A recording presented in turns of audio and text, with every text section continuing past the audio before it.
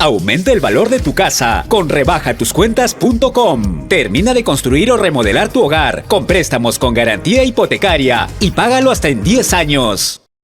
Estamos ya con Daniel Salaverry, expresidente del Congreso de la República, también candidato presidencial y congresista, excongresista. ¿Cómo está, Daniel? Muy buenas noches. Buenas noches, Omar.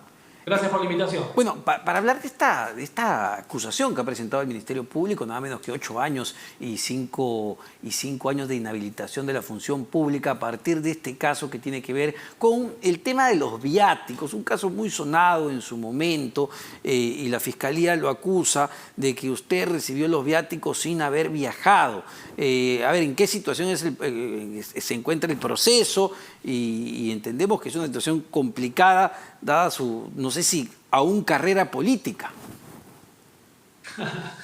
Bueno, yo sé que hay muchos que quisieran verme definitivamente fuera de la política, pero quiero recordarte a ti y a los que nos están viendo, Omar, porque han pasado varios años, que inicialmente la Fiscalía me imputó que yo había falsificado facturas, que yo había falsificado boletas, que yo había inventado una serie de reuniones ficticias para sustentar estas actividades de de representación. Y por eso me denunció por falsedad genérica y falsedad ideológica. Y me ha tenido investigado por más de 16 meses. Bueno, en estos 16 meses se confirmó lo que yo dije desde el primer día, que esos informes eran fraguados, eran falsos, no eran mi firma, y que todo eso era una patraña, al punto que la Fiscalía ha sobreseído esa investigación, para que todo el mundo lo entienda, ha archivado esas 2 investigaciones que me había abierto por supuestamente haber falsificado yo facturas, boletas y gastos de representación. Entonces, como se quedó sin nada y no quiere hacer el papelón, ahora me ha acusado por peculado, como si yo fuera una autoridad que se ha levantado en peso su institución, se ha robado millones o no ha agarrado el presupuesto público y lo ha destinado para mi bolsillo y no para los fines que me lo encargaron. ¿Sabe cuál es el fondo del asunto? ¿Por qué me denuncia por peculado la Fiscalía? Porque dice que la asignación, y en esto quiero precisar, Omar, no son viáticos, es una asignación congresal que está sujeta a descuento de 5ª categoría de impuesto a la renta. Yo estoy seguro que tú, como trabajador de radioprogramas, cuando cobras tu sueldo te descuentan el impuesto a la renta categoría, es decir, es sueldo. Y como es sueldo, es de libre disposición, no tienes que tú justificarlo ni rendir cuentas.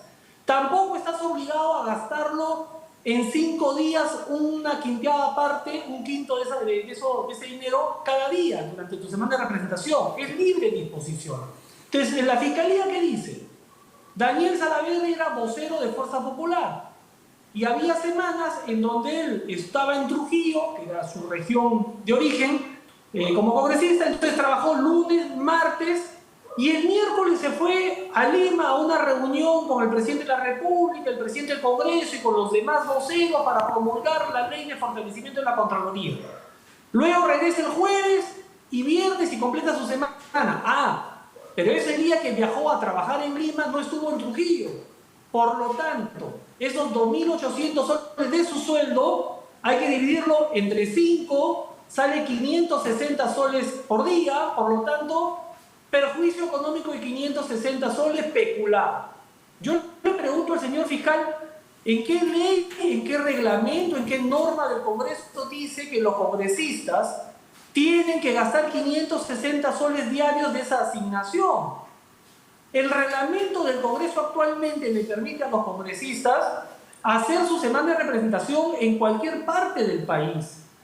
El artículo 23, inciso F del reglamento, que hablaba justamente de que los congresistas tenían que acudir 5 días consecutivos al mes a hacer su semana de representación en sus regiones de origen, por el cual fueron electos, fue derogado.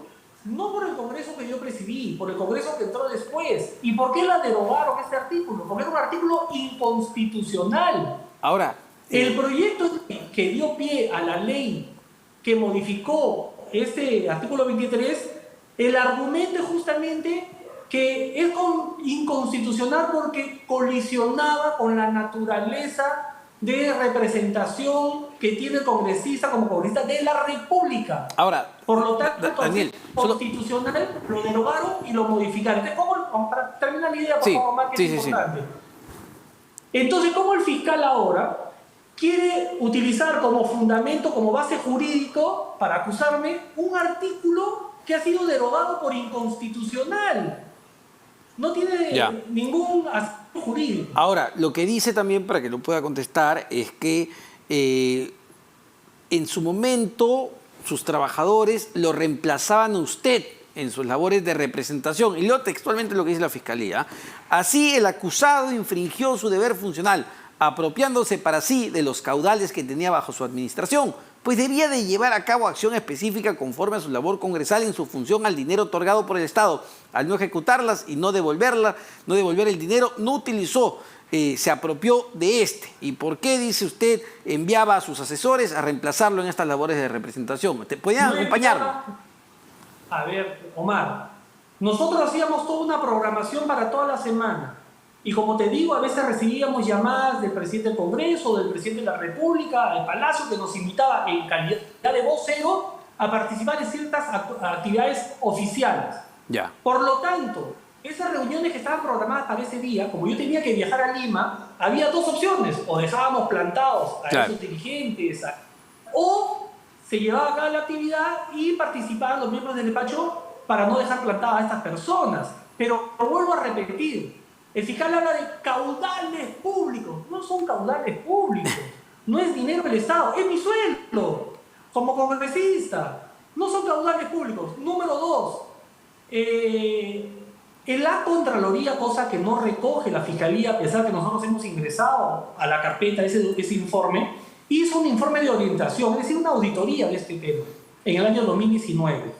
Y la Contraloría de la República detecta que había más de 80 congresistas, no que estaban como yo trabajando en Lima y no en sus regiones, sino que estaban en el exterior y que cobraron su sueldo por asignación de semana de representación, a pesar de que estaban en el exterior o a pesar de que estaban con licencia por enfermedad.